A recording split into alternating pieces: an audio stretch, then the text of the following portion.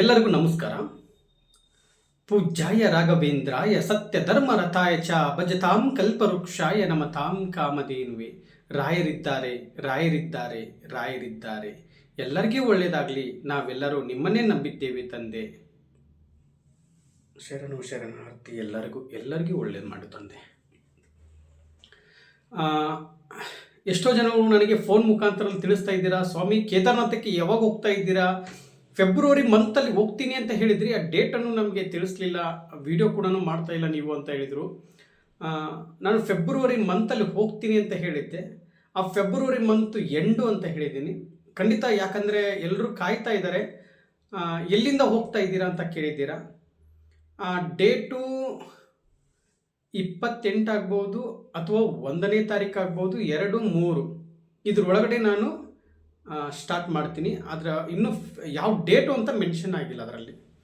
ಅದಕ್ಕೋಸ್ಕರ 28ರಿಂದ 28, 1, 2, 3 ಇದ್ರೊಳಗಡೆ ನಾನು ಪಾದಯಾತ್ರೆಯನ್ನು ಸ್ಟಾರ್ಟ್ ಮಾಡ್ತಾ ಇದ್ದೀನಿ. ಬಟ್ ಇನ್ನೂ ಯಾವ ಡೇಟು ಅಂತ ಫಿಕ್ಸ್ ಆಗಿಲ್ಲ. ಅದನ್ನು ಹೇಳ್ತೀನಿ ಇನ್ನೊಂದು ಶಾರ್ಟ್ ವಿಡಿಯೋದಲ್ಲಿ, ಅತಿ ಶೀಘ್ರದಲ್ಲೇ ತಿಳಿಸ್ಕೊಡ್ತೀನಿ. ಸ್ವಲ್ಪ ಅಡೆತಡೆಗಳು ಬರೋದ್ರಿಂದ ಸ್ವಲ್ಪ ಡಿಲೇ ಆಗಿದೆ ಅಷ್ಟೇ.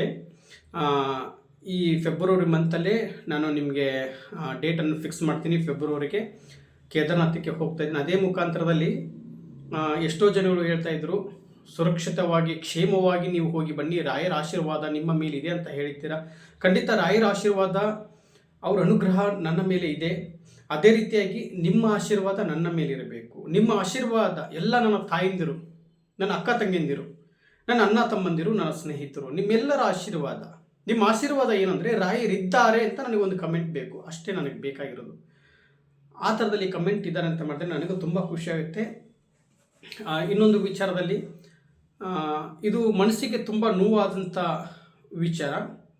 ಯಾಕೆ ಅಂದರೆ ನನಗೆ ಎಷ್ಟು ಬೈದರೂ ನಾನು ಬೈಸ್ಕೊಂಡ್ಬಿಡ್ತೀನಿ.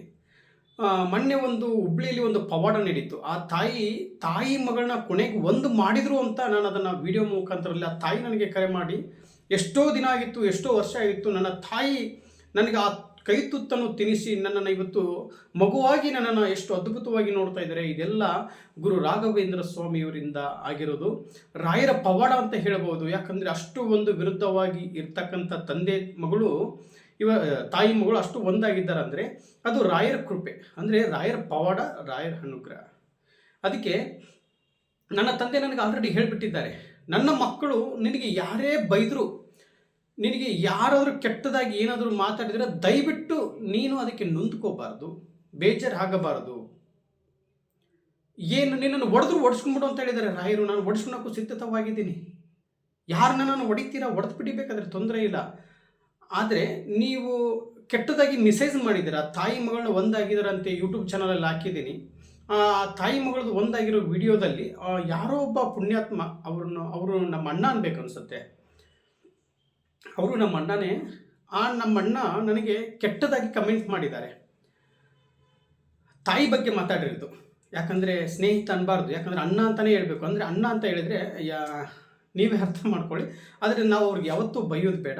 ನನಗೆ ಬೈದರೆ ಅವರು ಖುಷಿಯಾಗಿರ್ತಾರಂದರೆ ಅವ್ರು ನನ್ನನ್ನು ಬೈಲಿ, ಹೊಡೆದ್ರೆ ನನ್ನನ್ನು ಸಂತೃಪ್ತವಾಗಿರ್ತಾರಂದರೆ ಅವರು ನನ್ನನ್ನು ಹೊಡೆದು ಹೋಗಲಿ.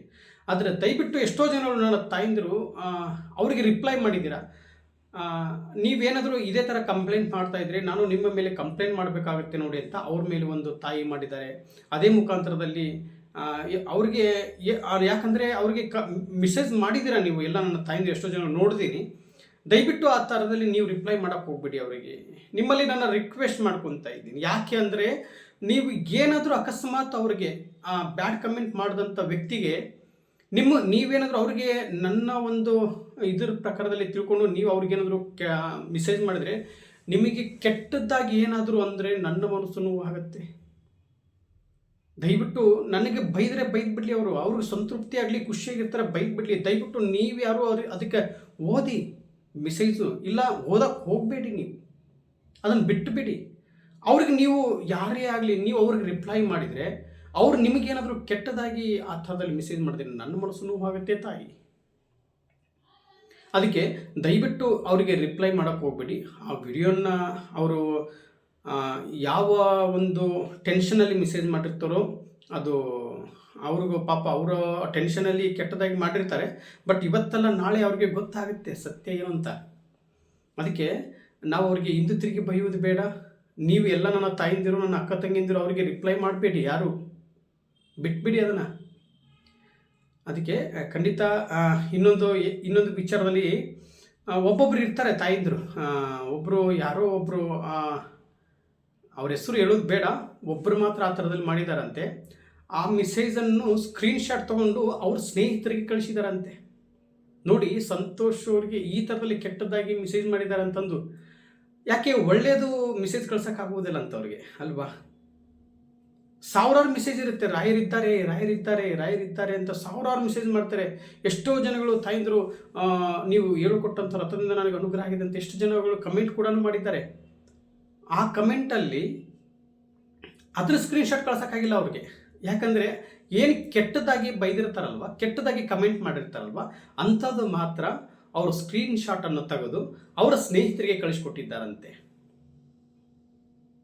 ಯಾಕಂದರೆ ಬೇಡ, ಅವರು ತೃಪ್ತಿಯಿಂದ ಕಳಿಸ್ಲಿ ಬಿಡಿ, ಅವ್ರು ಖುಷಿಯಾಗಿದೆ ಅಂತ ಹೇಳಿದ್ರೆ ಕಳಿಸ್ಲಿ, ಅದಕ್ಕೆಲ್ಲ ಯೋಚನೆ ಮಾಡೋದು ಬೇಡ. ಖಂಡಿತ ಇವಾಗ ಏನು ಸ್ಕ್ರೀನ್ಶಾಟ್ ಕಳಿಸಿದಾರಲ್ಲ ಅವ್ರಿಗೂ ಒಳ್ಳೇದಾಗಲಿ, ಅವ್ರ ಕುಟುಂಬದವ್ರಿಗೂ ಒಳ್ಳೇದಾಗಲಿ. ನನ್ನನ್ನು ಯಾರು ಬೈದಿದ್ದಾರಲ್ವ ಅವ್ರಿಗೂ ಒಳ್ಳೇದಾಗಲಿ, ಅವ್ರ ಕುಟುಂಬದವ್ರಿಗೂ ಒಳ್ಳೇದಾಗಲಿ. ರಾಯರ ಅನುಗ್ರಹ ಸದಾ ಅವರೆಲ್ಲರ ಮೇಲೆ ಇರಲಿ. ನನಗೆ ಯಾರು ಕೆಟ್ಟದಾಗಿ ಕಮೆಂಟ್ ಮಾಡಿದ್ದಾರೆ ಅವರೆಲ್ಲರ ಮೇಲೆ ಇರಲಿ. ಅದನ್ನು ನೀವು ಕೆಟ್ಟದಾಗಿ ನನಗೆ ಕಮೆಂಟ್ ಮಾಡಿದ್ರಂತ ನನ್ನ ಮನಸ್ಸು ಯಾವತ್ತೂ ಬೇಜಾರಾಗುವುದಿಲ್ಲ, ನಾನು ನೊಂದುಕೊಳ್ಳುವುದಿಲ್ಲ. ನನ್ನನ್ನು ಬೈದರೆ ನೀವು ಖುಷಿಯಾಗಿರ್ತೀರಂದರೆ ಬೈಬೋದು. ಅದಕ್ಕೆ ಇದೇ ಇದರಲ್ಲಿ ಅವನು ಬಿಡಿ, ಅವೆಲ್ಲ ಯೋಚನೆ ಮಾಡ್ಕೊಂಡು ಹೋದರೆ ಜಾಸ್ತಿ ಆಗುತ್ತೆ. ಯಾಕಂದರೆ ನಾವೆಲ್ಲರೂ ರಾಯರ ಮಕ್ಕಳೇ. ಇವತ್ತು ಅವರು ಮಕ್ಕಳಾಗಿರ್ತಾರೆ, ನಾವು ಮಕ್ಕಳಾಗಿರ್ತೀವಿ. ಅದಕ್ಕೆ ರಾಯರಿಗೆ ನಾವೆಲ್ಲರೂ ಬೇಕು, ರಾಯರಿಗೆ. ಅದಕ್ಕೆ ಆ ಕಾರಣದಿಂದ ಅದನ್ನು ನಾವು ಟೆನ್ಷನ್ ಮಾಡ್ಕೊಳ್ಳೋದು ಬೇಡ. ಈ ಫೆಬ್ರವರಿ ತಿಂಗಳಲ್ಲಿ ಆಲ್ರೆಡಿ ಹೇಳ್ಬಿಟ್ಟಿದ್ದೀನಿ ನಾನು ಯಾವುದಕ್ಕೋಸ್ಕರ ಹೋಗ್ತಾ ಇದ್ದೀನಿ ಅಂತೇಳಿ. ಎಲ್ಲ ಮಕ್ಕಳು ಕಳ್ಕೊಂಡಂಥ ವ್ಯಕ್ತಿ ತಾಯಿಂದಿರ್ತಾರೆ, ಮಗಳನ್ನ ಎಲ್ಲೋ ಒಂದು ವಿಚಾರದಲ್ಲಿ ಸುಮಾರು ನೊಂದ್ಕೊಂಡಿದ್ದಾರೆ ಅಂತಂಥ ತಾಯಿಂದಿರಿಗೆ ಎಷ್ಟು ಹಾಸ್ಪಿಟಲಲ್ಲಿ ಬಳಗ್ತಾ ಇದ್ದಾರೆ.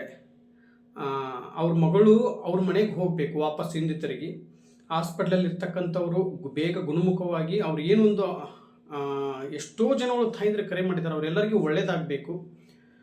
ಇನ್ನು ಕೋರ್ಟ್ ವಿಚಾರದಲ್ಲಿ ಇನ್ನೂ ಹಂಗೆ ಪ್ರೊಸೆಸಿಂಗಲ್ಲೇ ಇದೆ ಅಂತ ಒಂದು ತಾಯಿ ಫೋನ್ ಮಾಡಿದ್ರು. ನನ್ನ ಗಂಡ ನಾನು ಒಟ್ಟಿಗೆ ಕೊಡಬೇಕು ಅಂತ ಹೇಳ್ತಾರೆ, ಅವ್ರದ್ದು ಕೂಡ ಆಗಲಿ.